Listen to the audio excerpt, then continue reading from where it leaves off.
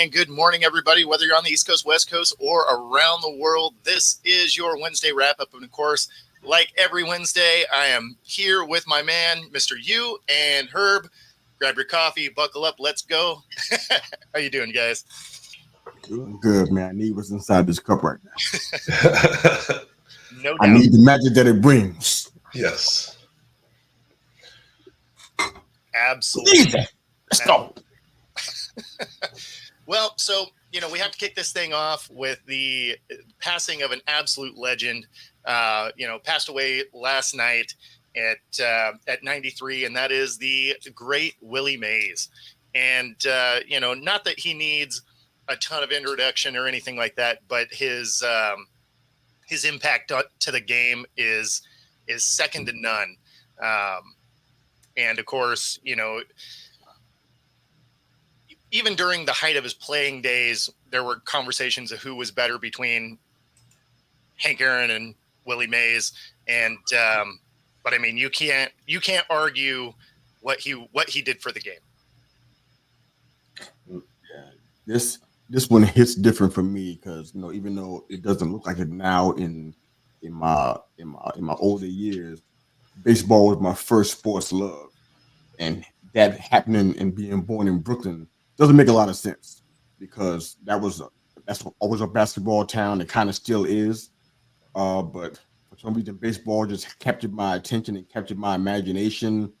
I thought that I'd be more than a left fielder, well, a right fielder in this case, and part-time third baseman. But I really thought I would be doing something professionally, so it was just a big part of that to see these guys. I didn't get to see Willie Mays play, but him and Jackie Robinson had a profound influence on my life.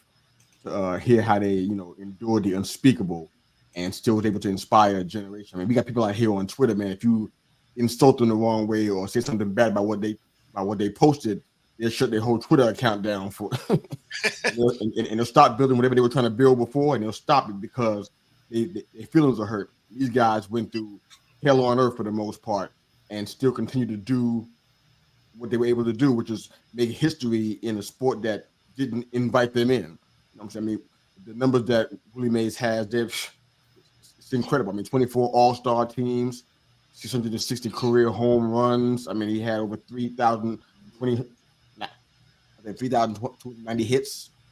I mean, he had a career 301 batting average. I mean, the man, you don't hear about that kind of stuff, but he's still in the record books. I mean, 6 all-time in home runs still. That after all these years, all these big names that we have grown accustomed to, he's still 6 all-time in home runs, still 7th in runs scored, still 12th in ribbies. I mean, still 13th in hits. I mean, he's holding standing records right now. This was decades ago. This is 1948 we're talking about. So, well, I mean, even to that point, if you make a catch over your shoulder running back to the wall, they call it a Willie Mays catch today. Like if you do that in the outfield today, they will call it that. Yeah. I tried that in real life a couple of times. One time it looked pretty good, but the other time not so great. It's not advised to catch balls like that. But I mean, he was amazing, man. I can't say enough about him. Like I said, I didn't know him personally, but I'm definitely going to miss him. And one quick note I think Herb might be interested in knowing about, if you didn't already know already. The day that he passed away, I think it was yesterday, right? Yeah. 2 days from, I guess it'll be tomorrow, I guess. The Giants and the Cardinals are playing in Birmingham at Rickwood Field in Birmingham. I don't know if you know it or not. It's the kind of out of the Negro Leagues. If you're in the Birmingham area, I strongly advise you to get to that game, take in some of that rich piece of history. I think you'd be better for it by seeing some of the history that we don't get to see that much of now or hear about. So. Well, and you know that there's going to be some sort of tribute there also. So that's going to be an awesome game if you can get there. Yeah. I think it just happens that we're not around when that happened because actually Big Mike was one of the first people to bring that to my attention and Steve out if we were going to go. But to a lot of your points, like I mean, I'm not even a big baseball guy, but I'm sitting there, just like reading through the articles and talking about him. People are still in awe of him, today. And to me, that's amazing because, the kind of society we're in right now is we try to erase the legends like every day. It's like, hey, don't you think this guy's better than Willie Mays? Like the guy that just started yesterday? Yeah, don't you think? And, One good at bat, though. Yes. You know what I mean? And you're just like, I'm just like this whole morning, I've just been reading through the stories, man. And it's just like, you hate that you never got to see, in person, like just by reading what people say about it and how amazing he was. And they're like, look, the stats can only do him so much justice. They're like the way he carried himself and the flair that he had for the game. It's like one guy even said, like, look, man, you might debate, who the greatest of all time. It's like, but he's always in that conversation right there because of the whole totality of his skills and everything. And then just what he brought to the game off the field too, as well. So man, it's just sad. That's a tough passing right there. And then but it does, I think, allow you to kind of reflect more, on his life. And man, I want to it was just say amazing. one quick thing real quick before you jump in, Bo. Yep. One of the things that made, for me, baseball such a special thing for me in that time, the game has changed, and even the nuances around it have changed. A lot has changed about it. But one thing that you hear about Willie Mays, that you hear that in every article you read, I'm sure that word's going to be, that you're going to hear the word joy. This man loved baseball. I mean, he had videos of him out here playing stickball in the streets. That's where I come from. That was my thing. You know what I'm saying? He had a joy for the game. Yep. Listen to some of these guys out here right now. Watch a game right now and tell me if you see joy across the board. Yep. It's not there. So that makes him even more rare, and it makes even his life and his legacy even that much more special. But go ahead, bro. Sorry about jumping in. Oh no, you're good. I was just gonna say he brought really to that point joy and a flair for fun for the game. Right? He was a showman in that way, which is why he started doing all the basket catches out in center field, or the fact that he wore a hat that was a size too small because he knew that fans like to see the hat fly off and players go back and pick it up. And, there was an entertainer flair to the way he played the game. And, that was kind of ahead of his time in that way. So, and honestly, kind of something that we've seen leave the game. Yeah. There's not a lot of showmen out there anymore. Yeah. Now it feels like there's a lot more egos. It kind of went through this. It kind of went through the baseball in general. I mean, kind of went through this. It was that gentleman's game that kind of grew, and then the entertainer started getting into it, and then they've kind of worked their way back out of it. And it's, and I don't know if some of that is just with rule changes or what it is, or maybe it's just the dollar figure that they get paid now, but they don't seem to have a flair for fun in the game. Like when you do see it, it's almost rare. So when you do see it out there now, you're just like, oh, wow, that's kind of cool to see some guys just out there looking like they're having fun. You just don't see that the way you used to. Yeah. I think there's like specific things in there that you're allowed to do in baseball to show. And it's like, I think it's also a combination of, you said, like the money, where a lot of these guys are approaching it more like a business than like a sport that they're playing for fun, And I think, like you said, he was able to do that and pull it off and never look like, oh, I'm not trying to show you up. Like, I'm just trying to entertain those people, that came here to watch us play and really are paying these salaries. And I'm having some fun doing it, and that's what's going to bring you to the ballpark. And I think it is tougher and tougher to find a good mix of those players these days. Absolutely. So on the other side of that, we have the return of another legend, Dick Vitale. Beat cancer for the third time and is cleared to go back to broadcasting college basketball for this fall. So awesome for him. And, with so many of these guys either getting let go from networks or, just retiring, whatever. Good to see an icon making his way back. No, agreed. So it's funny because Dick Vitale is one of those like love him or hate him guys. Sure. But he symbolizes, college basketball. He just has a pure love for the game, and it's really not the same without him in the game, no matter what you think of either way. So obviously, kudos to him, man. I hope I'm glad the recovery is going well. And it'd be great to see him back in there. Even if I'm the one muting him in the end, you know what I mean? But he just has that kind of presence, man. And yeah, he's got his catchphrase, he's got his stuff, but what he does have is a love for the game, and it shows on every single broadcast. Well, and he brings an energy that Yes. that you wouldn't expect out of a guy his age. Right. Right? He is genuinely excited to be on that court every time he's there. Yeah. And you can tell, and he's excited for the kids, and he's passionate for them. And you could tell that he fights for them every time he's out there, right? It's not really about him. Yep. It's about like the game that he loves. So no, I think that shows every single broadcast consistently with him. Yeah, I'm kind of where you are. I mean, I watched a lot of games that he was a part of. You know, even though we didn't have a real college basketball team where I come from growing up, you know, I did watch a lot of the game that he was a part of. You know, like you said, I think you said it, Herb. You know, that either love it or you don't love it. You know, I'm kind of like, you know, after a while, it's like, okay, I respect what he does, but so much like how I feel about Lee Corso. College game day, I get excited about it because I know it's the start of something that I enjoy, which is college football, especially on a Saturday morning when it's nice outside and you could be doing a lot of other stuff. You know, sometimes being home watching college football, it does something for me. But hearing Lee Corso continuously, it's like, okay, this is a lot. But so I respect the legends in this game and to have done that, you know, for so many years with longevity. I'm glad that Vitale is doing a lot. Mr. Vitale doing a lot better, and he's Definitely in a better place for sure. You know what I'm saying, but I almost don't know what to say here. I'm glad he's doing well. I'm not really a fan. I don't know what to say. I mean, I don't mean any disrespect. No, but I think that's been part of his thing, man. Like, let's be honest, man. It's kind of like the Bill Walton thing, you know. Definitely a legend of the game. Definitely personality showed on every single time, right? Was a lover to hated guy, but the same thing kind of applies here, man. You could tell he loved the Pac-12. He loved doing those late night broadcasts, and his fans would be 1,000% behind him. Yeah, were there a lot that didn't? Yeah, but those guys all stay true to who they were. Bill Walton never changed a thing. Vitale is never going to change a thing, you know. And they're like, look, this is who I am. This isn't for show. You know, you never watched the broadcast where all of a sudden Dickie V was just sitting there just kind of like, yeah, it was okay. You know, you're like, no. He was the same every time. Bill Walton was like, yeah, he probably smoked a doobie and then got on the air every single time.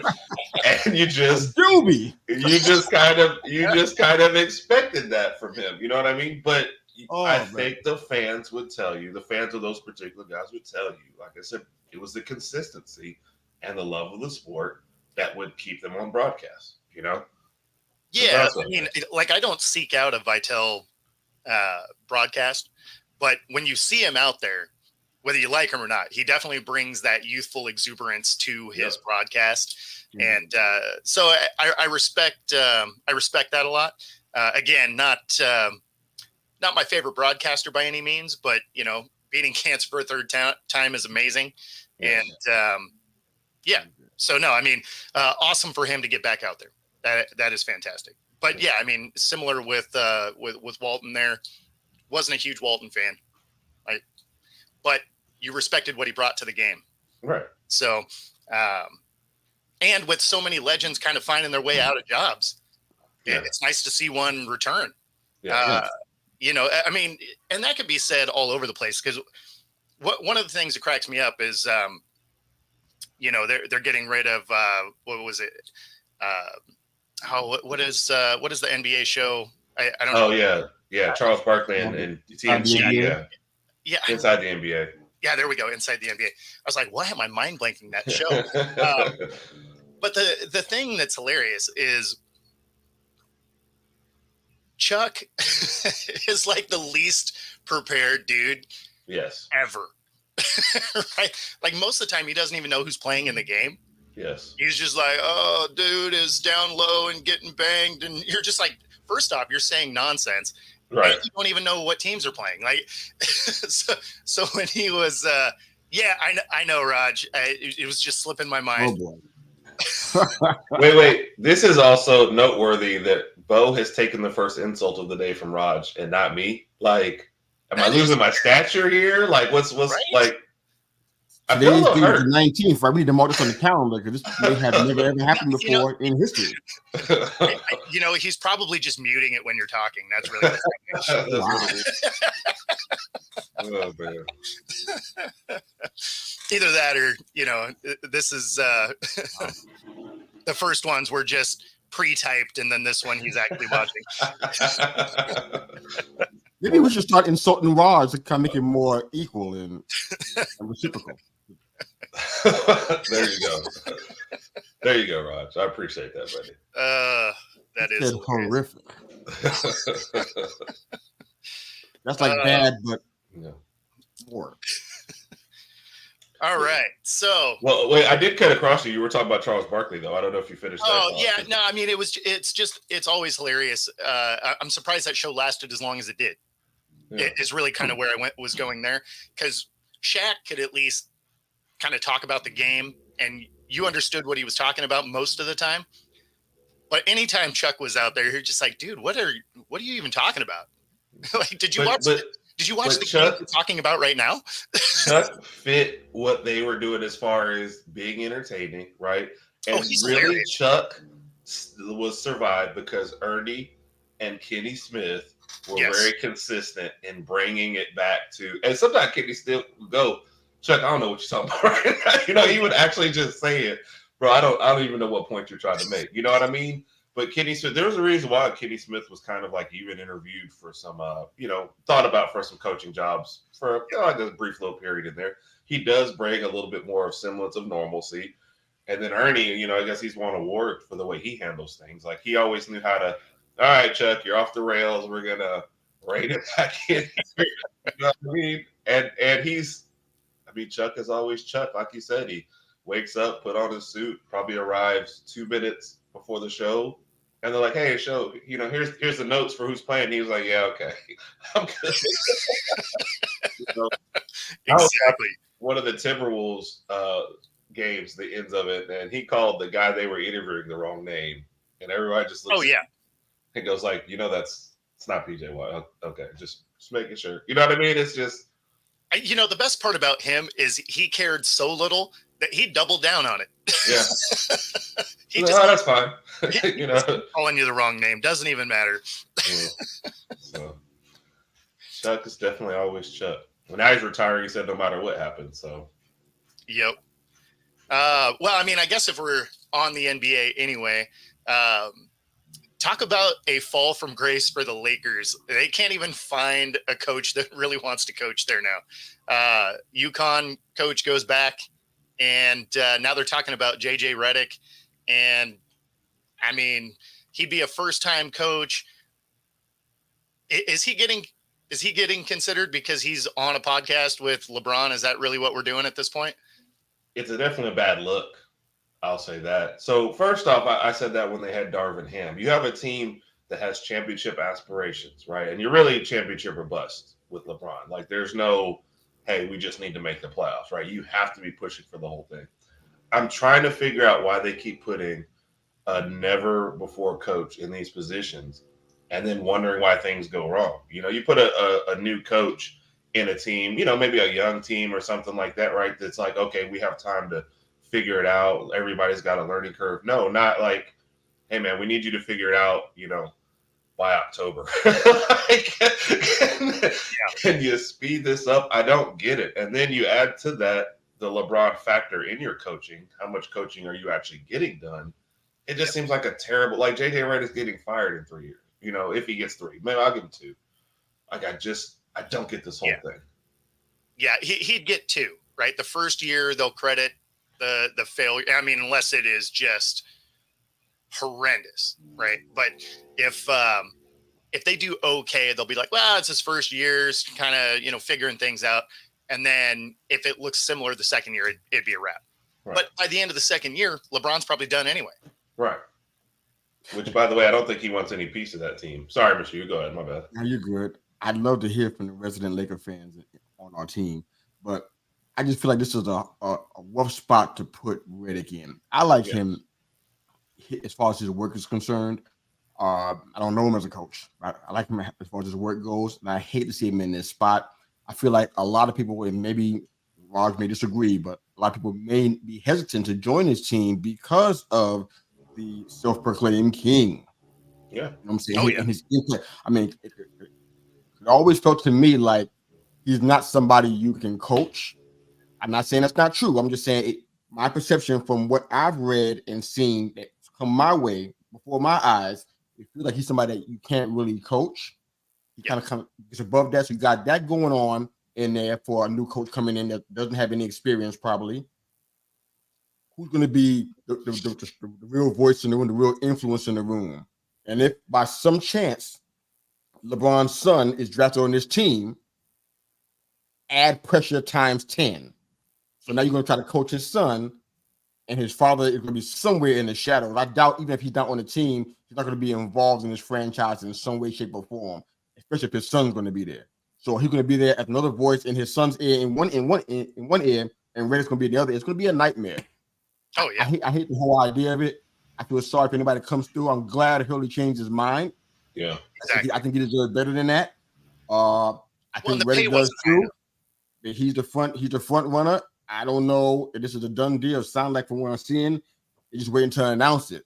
To Herb's point, fix the problems. Solve that stuff. So I don't know. I don't know what's getting ready to happen, but it doesn't look good for Lakers fans. I feel for you guys, and I guess Raj has some comments he wants to share as well too. Yeah, no, I mean, he was just saying that it would have been rough on Hurley to get there, and agreed, especially because like, if you were going to go, it would have had to have been for more money than what they were offering. Right. I mean, they're basically saying, hey, come to our dumpster fire, but we're going to kind of pay you kind of middle of the road money. Right. Why would you leave UConn? Right. Facing a three-peat also Exactly. to leave to get into that situation. And then one of the points that Mr. You made in there is the factor with his son. Imagine they do end up with his son, right? And you've got LeBron out there. And now you're like, And an all right, 80. we're trying to win a championship, so a rookie's not going to play much anyway, right? But now I'm looking at LeBron at the end of the bench. He's looking at me. So now I'm putting his son in the game, right? Because now he's got to get a certain amount of minutes, which, by the way, is also going to hurt whatever development he gets if he's getting out there when he's not ready or if he's not getting out. You know, like it's just like none of this makes sense for a coach. But I do agree with well, I don't agree with anything Raj says, but that little point that he made at the end, they did want Tyronn Lue, somebody who has navigated the LeBron stuff, and he didn't want to leave. And you haven't fixed the problems on the roster, and you have not been able to fix it the whole time they've been there. Yeah. They need more shooting, you know, and they kept Austin Reeves for a decent amount of money, took a pay, you know, he could have got more elsewhere. He decided to stay there. And then he promptly disappeared this year.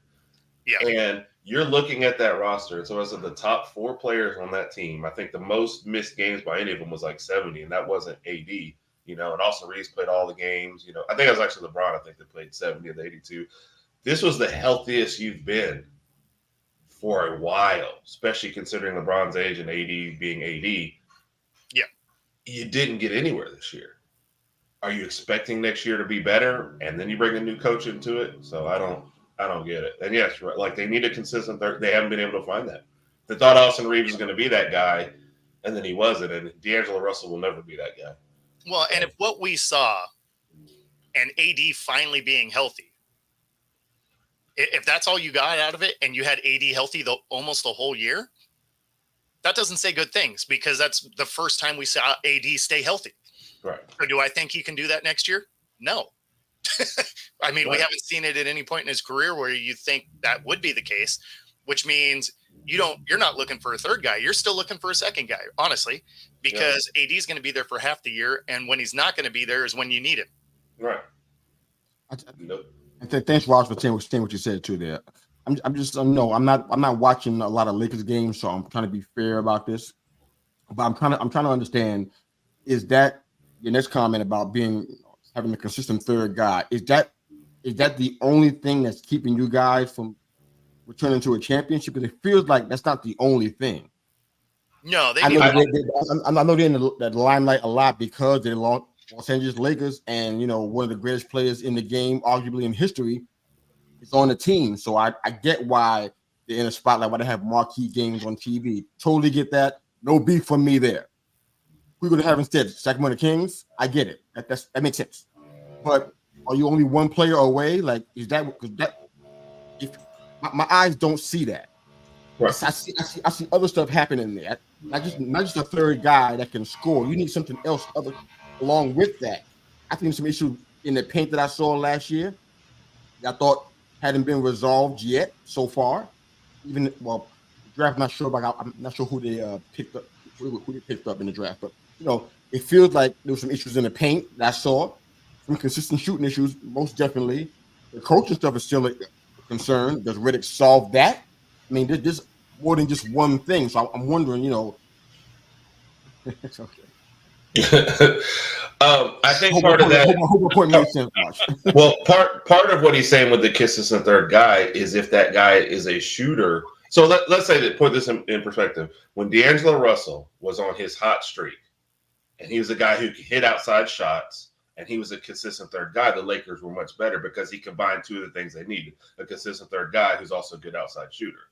Then when Russell disappeared in the playoffs, the Lakers really had no shot, and that's kind of what he's saying. If your third guy can be somebody like that, and maybe Austin Reeves slides down to just being a consistent fourth guy, that helps a lot. But that third guy can't be, like when they tried Russell Westbrook. Like, your third consistent guy cannot be, the difference between a shooter and a scorer, right? They need somebody who is more of a shooter than a scorer, right? If it's like, hey, here's, they've been talking about DeMar DeRozan, right, who is not an outside shooter, who's a mid-range guy.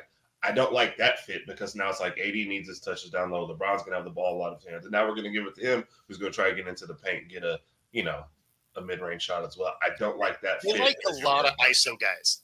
Yeah. Which makes no sense. No.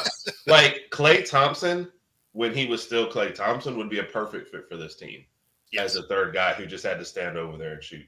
There's just not any, there's not like great Klay Thompson just sitting around. But that's who I would put as their third guy.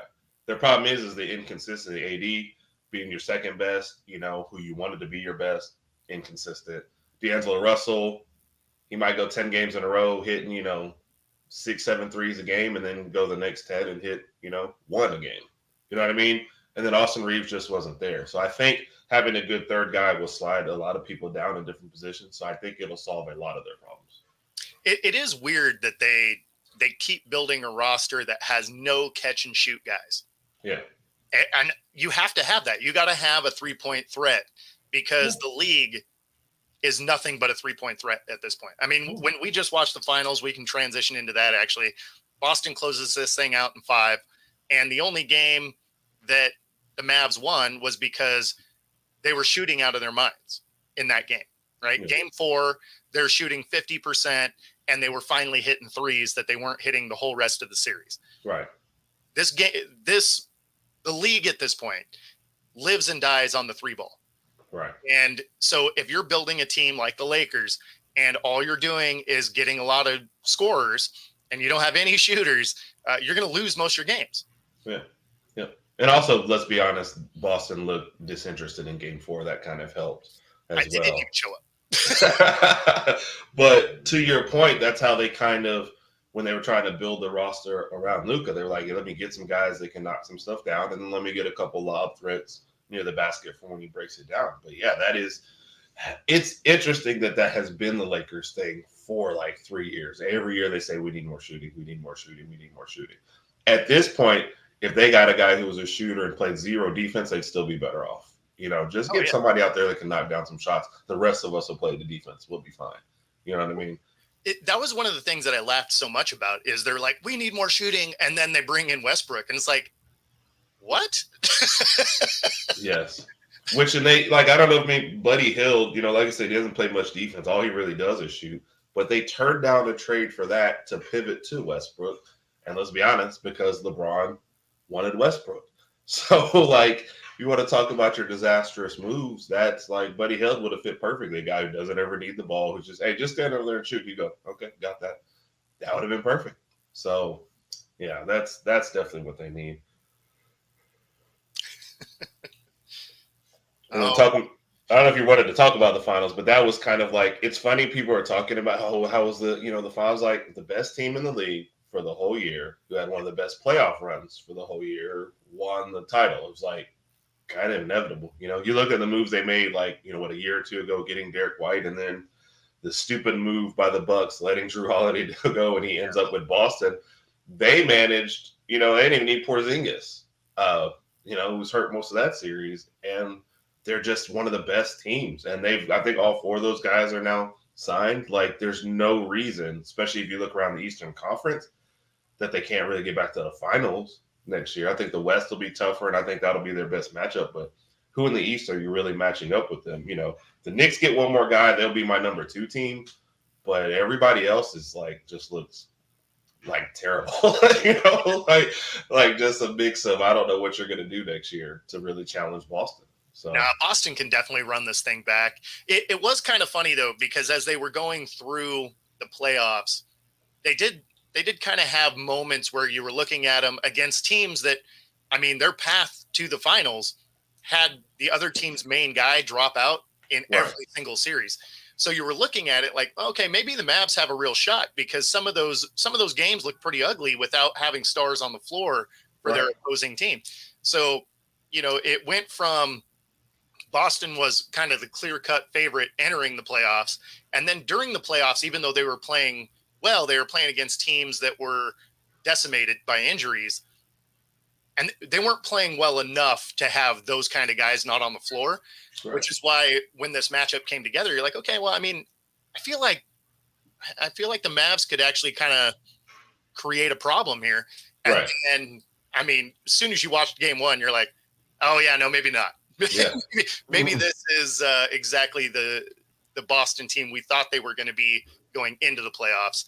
And obviously they dispatched the Mavs quick. Yeah. Oh, yeah. Game 5 was no surprise. We were actually playing poker and just had it on in the background. That's how bad that one went. Yeah. Boston jumped on them early, and I was like, all right, I guess this one's done. So they could have waved the white flag. In that game. No. Yeah, I watched it in its entirety, but they were never in that game. You're just sitting there like, could you guys put something together? Could we get it within 8? And they were like, nah, we're good. Especially by the time you got into the third quarter, they looked like they were pretty much done. Like mentally, they looked like they'd pretty much mailed it in. So, yeah. But no, to your point, I don't think anybody has anything for Boston, really. Yeah. I certainly hope that we, at the very least, compete. We got some moves to make. I love Roger's point about Jrue Holiday. When I went down, I think we talked about it on the show that we went on together. I said, when that happened, I'm like, out of all the places that this man can go, is this really what we're doing? Yes. Milwaukee, are you kidding me? Yeah. And I'm not saying I knew they were going to a championship, but I knew that they'd be stronger. Yep. Jaylen Brown, White to a degree. There's another name that I'm blanking out on right now. Tatum. Yep. No, of course I can't forget him. I'm talking somebody else. Not Jaylen Brown. It's somebody else that I thought highly of. Either Horford or Porzingis. That's their top. That's their top 6. Yeah. Okay. And Horford can still do work. Yeah, absolutely. It's like you made him stronger by doing. I'm like, wow, this is like. Even at age 57, he's still balling. Exactly. And the money part looks good too. Yeah. And the money looks good too. So it's like, credit to Jaylen Brown though for locking down Luka. Yep. If you know where Kyrie's at, maybe reach out to him and make sure he's okay. Yeah. I don't know. I think Luka could have used his help the other day. But besides that, man, it was just help every day. Yeah. It just felt like Dallas was just like, I hate to say overmatched, but it's like, wow, what would you rather have seen Minnesota in this spot than them? I'm starting to have buyer's remorse now. I'm like, would I rather have seen somebody else? Yeah. Would I rather watch the Thunder play in this finals than them? Anything would have been better than what we saw, because this was not good, and you didn't. It was like a totally different team out there to me. The only player that even showed up was Luka, because Kyrie was a liability 90% of that series. Yeah. And like you said, the defense wasn't the same as like it was, in like the all the West series. Really, like he was really bringing it when he wasn't scoring. What and then this time it just was gone. I don't know. It's like Boston has gotten into his head. So when he plays at Boston, it's just terrible. And so it's like, we're going to try and win the 2 games in Dallas. And when they lost game 3, I was like, yeah, obviously because it's 3-0, but also just because that was their only shot was Kyrie at home. And if you can't win those games, yeah. I would have rather seen Oklahoma or Denver, I think, in that game. I don't know if you're getting much more. Yeah, I think those would have been, especially a good, healthy Denver. I think that would have been a better matchup. I wouldn't have wanted to see Minnesota. Say again? I think the result might have been different, too. Yeah. So I think they would have been the best matchup for them. But, this was just a rough go for them. To answer Roger's question, the answer is no. I just think the West is getting better, I don't see it happening unless they add somebody that we didn't expect that makes them strong, almost like what J. Rule Holiday did for Boston. I don't see it happening. I think Dallas is – I don't see it. Yeah, they'll be a playoff team. They will not get to the finals. I don't see it. If the Thunder can add another scorer, I like them versus Denver in the West, and I like Boston versus the Knicks in the East. That would be my way too early. Healthy Denver, man, is like it's tough. I can't discount it. They got talent, man. Yeah, when they're the example of like putting together a team and everybody knows their role. Like, okay, Jokic, you're going to be the guy. You're going to touch it every time. Now Murray's going to break it down every time, but you also have a guy who's like, if Jokic scores 0 points in a game and can get you like 15 rebounds, 15 assists, he'd be fine. And he'd be like, hey, I'm going back to my form. Like, he doesn't care. You know what I mean? Like, he's probably one of the few superstars where the team game plan against him is make him score so he can't pass the ball around and get everyone involved. So, like, if we can get him to hit 30, we might have a better shot than if he's hitting 10. It's just one of those things. So, no, I agree with you. I'd like the Denver matchup for sure if they come back healthy and strong next year. I feel like it's too early. It's way too early. You got to see some moves. Yeah. We haven't even had the draft yet. So we need to make 2 good ones. If we do that, I think we're in a different conversation. What are the 2? Are y'all getting rid of what's the name or Randall? Yeah. It doesn't look that way. But that's early, like you said. It's way early, but it doesn't seem to be that way right now. But to your point on a previous show, getting another wing is very, very wise for us. I think Josh Hart, with all that he's done, it feels almost as though he was a reserve, a backup. So getting a starting wing, I think, is a really smart move for us. I would like a couple of other things too. I like some help down in the center spot. Not saying that Mitch Robinson can't play, but I think I'd want something else there. And Hartenstein, I don't think he's can give us those kind of minutes. So I definitely want something else in the starter territory. Backup point guard, somebody that can spell Brunson and still take control of the game would be great. So I named 3. I said 2. I named 3 things, but well, I think that scoring wing. 4. No, I think that scoring wing is the most important, and it'll slide a lot of stuff down. Hart can be good just as a utility guy. Like, hey, wherever you need fill in, guy plays good defense. He doesn't mind passing the ball, getting rebounds, and he doesn't need touches. That's why I like him. But he doesn't need to be, especially after Randall injury, like he doesn't need to be the 3rd best player on the court at any time. Like you need another guy in there as like a primary guy that can score. Like you said, when Brunson's out, somebody has to do the heavy lifting. There's a lot of possessions when Brunson's not in there where they're just kind of like passing the ball around and trying to figure out what's going on, So it's clear that depth was an issue. I mean, just matchup rosters, we always 3 or 4 players short for everybody else that we played. They all had 3 or 4, even 5 more players than we did. So depth was definitely an issue. They gotta fix that part. That was just a warm body, but put some players on the team, and I think we should have the money to be able to do that. Yeah. I know we got 2 draft picks in the early rounds, so it's like if those guys are the right players, not a 7'4", not a 7'4" guy from Lithuania who can shoot. As long as we ain't doing no crap like that no more, no Frederick Vices, to avoid that stuff. I think would be really good because 2 picks is a good situation for yourself when you just came out of the deep in the playoffs and you got 2 high draft picks. Right. That's great, and you got money.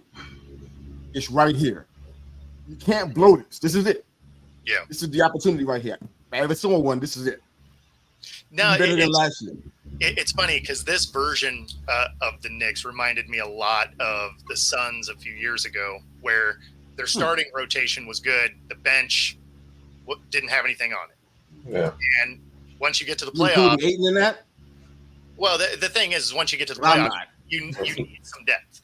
Yeah. Right? You need the bench to show up, and it just wasn't there. So yeah, I agree with you. Like you need some guys that can come off the bench and generate points. Well, then to that point though, how much of that is coaching? Because Thibodeau has, a reputation of running his starters into the ground and never ever really, he doesn't ever rely on his bench. So how much of that is the depth of the team, and how much of it is actually a coaching thing? Well, in that regard, this is one area where I don't think I'm qualified to speak, so I'll pass it off. But in this case, why does he have that tendency? Where did that come from? Did it come from his time on a previous team? All his previous teams, like go look at like Chicago and Minnesota. Same. So it's not a Knicks thing. It's not a Knicks thing. It is a coach Thibodeau thing. Yes, I'm with you on that. So were those benches strong and gave him the kind of confidence that he can have them in for more minutes? He feel compelled to play starters more because the bench was not strong. If that's the case, we know where we have this pattern right now. If it's not that, then it's a different thing in his psychology that he got to change, because you can't have your starters getting burnt out, i.e. Randall and Bojan and a whole bunch of other guys that got burnt out or got hurt because they played so many minutes. So what came first, the chicken or the egg? I'm trying to find out what happened. I don't know the answer. I'm just asking. In this case, it's always been a thing for him. So I don't know that you'll ever know how strong the benches are, because he doesn't ever give them a chance. Okay. He is known for doing that, and also known for, I guess, being a little paranoid, leaving his 20-point game, 4 minutes left. Starters might still be in just because he's one of those kind of guys. So it is definitely a Thibodeau thing. You're going to get in New York. You're going to get tough defense from him. You're going to get a good mentality, but you're also going to get guys out there maybe a little longer than they should be. And that's just kind of, they go hand in hand. It's funny because there's also those coaches that will use their bench effectively all year, and then the playoffs come and they don't use their bench at all. Right. And that is 100% a coaching thing. Right. And that one always amazes me, because you're like, okay, you have a bench that's used to getting work. They're effective. They're the reason you're in the playoffs. And then you're just like, yeah, it's cool. You don't even need to put a jersey on. You guys are good. Get some popcorn. You guys are watching. Yep. Never understood that coaching philosophy. I don't get it either. Yeah. They just tightened up their rotations. Yeah. I think the answer to Roger's question is Herb. Out of us? Oh, it's I not don't me. know. Because I don't. It is not me. I don't like being second guessed, and I don't like making a decision. I'm gonna look over and LeBron's going like this. I'm like, okay. I would yell at your so-called king. So I would give you a king's fist and tell him to sit his behind down. So I'm not. No. You guys aren't doing the cartoon. Everybody steps back, and I'm just left out front. No, this is. Hey, Bo went for a drink of coffee. He looked back up at me and Mr. Ewer. He's like, I'm just telling you the truth. It's not me. I need the man for the job. I had chances to coach little league and youth things around here, and you know what I said? No, because them kids be up inside there crying. Yeah, all of a sudden I'd be quoting Samuel L. Jackson as I look around where you guys went.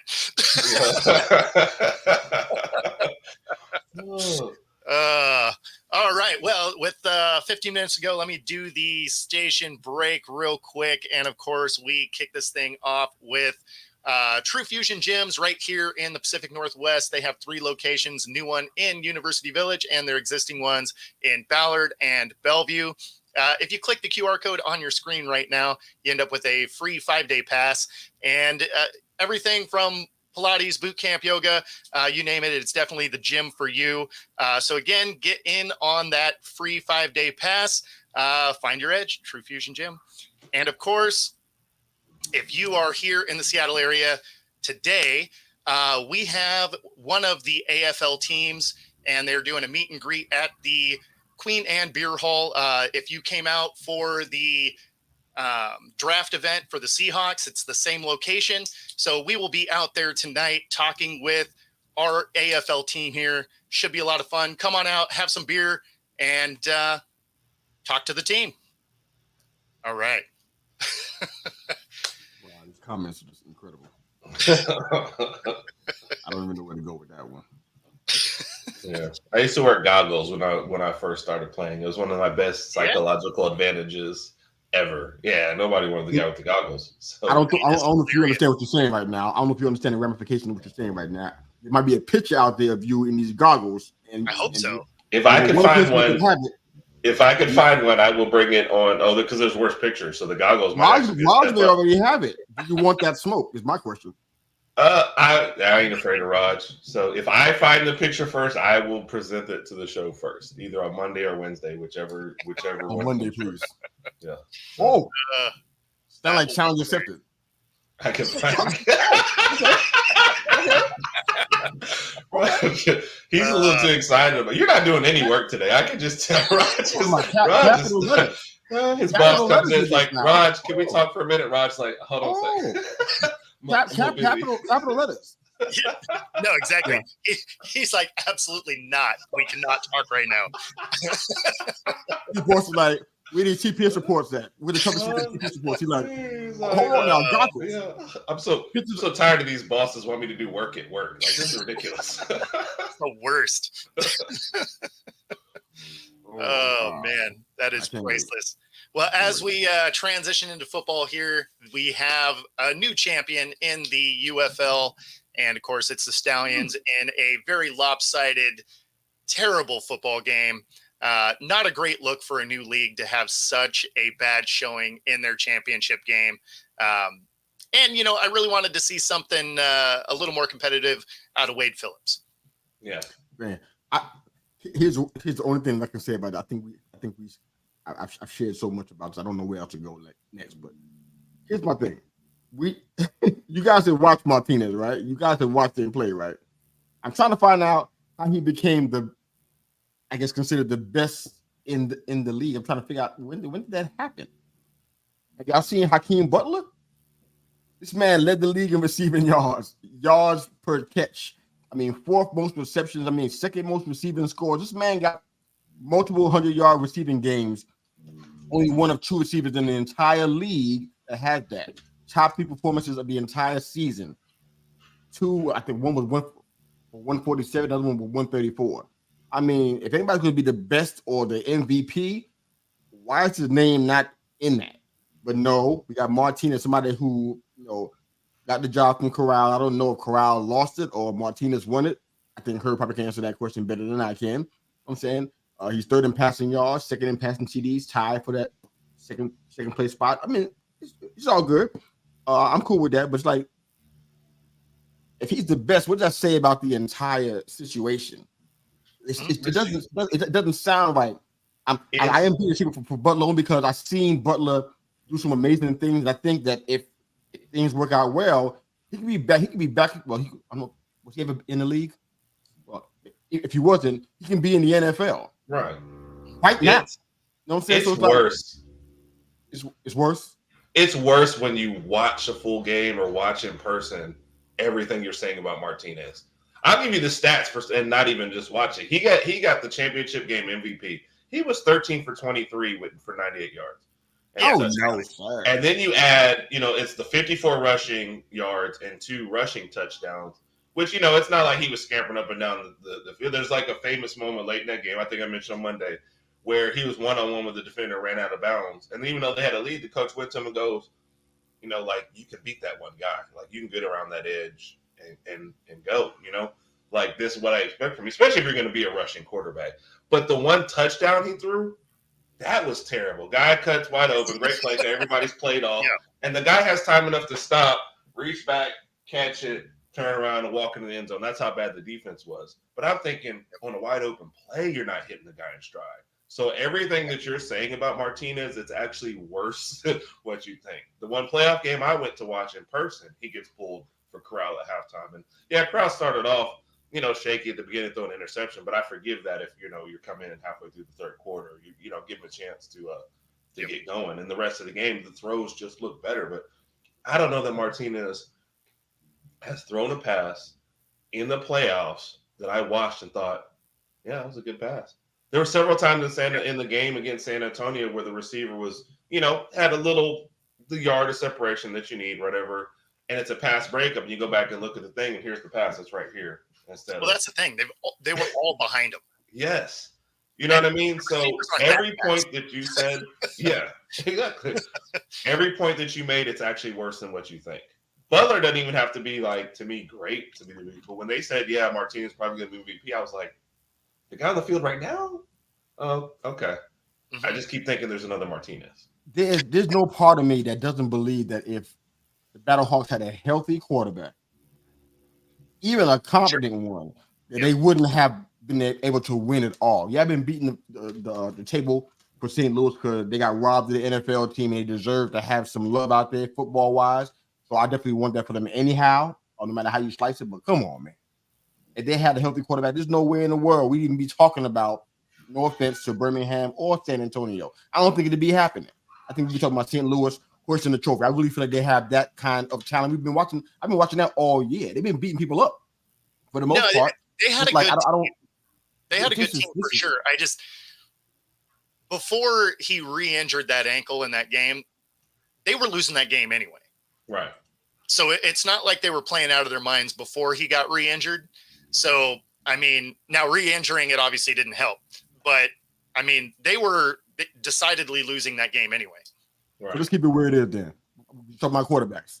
So Sure. that man's not that Martinez is better than that man. No, that's not what we're talking about. No, that's what I'm talking about.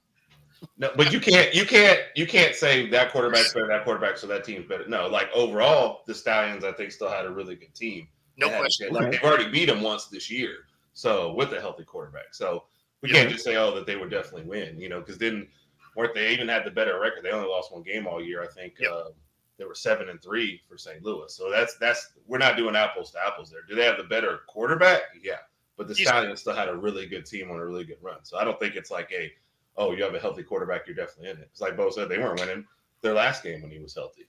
Yeah, So I mean, I don't think that's why Trent Dilfer has a ring and Dan Marino doesn't. Quarterback play doesn't necessarily mean you win. Yeah. So I'm on board with the Stallions. Martinez is not the greatest, but he's also not their only option if things are going wrong. So they probably have the best 1-2 punch as far as quarterbacks in the league. Can't tell if he's frozen or if he's just like. I think he's frozen. I'm not frozen. I'm just listening to you guys. I mean, no.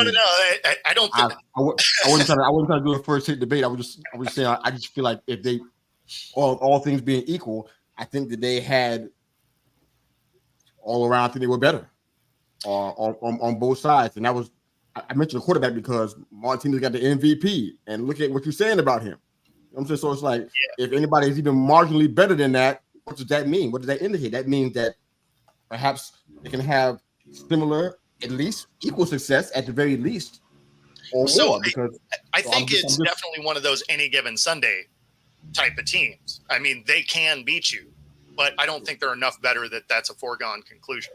Right. The Stallions are a good team, and even if you don't love the quarterback play, the rest of the team is nice. Yeah. I mean, the receivers are obviously pretty good because they have to try and reach back and catch every ball behind them. Yes. That's a talent. And we're not talking about like an undefeated St. Louis team going in there. They had 3 regular season losses, then they lost the playoff game. Like it's not like they were some juggernaut just sweeping through the league. Exactly. Oh, no, I'm not saying that much. Well, you said you clearly thought they were going to win. I disagree. Yeah, I thought that from the beginning. I disagree that. Yeah, I disagree with that one wholeheartedly. Yeah, so. That's true. Ain't the first time. Yeah. And you're talking about a team that had already beat them once that year too. So it's not like it was clear. And you're talking about a team that, even though it doesn't count, just won 3 championships in a row. And it does count for us, baby. That's right. It counts in one state. Yes. Everyone else is like, they got one because this league is 1 year old. But yes, we will take it. Yep. No, it's like what we said before, right? It's going to be like the championships versus the Super Bowls. Although the championships count, you look back at them more as a conference championship as opposed to the Super Bowl, right? So, although they exist, nobody's going to care.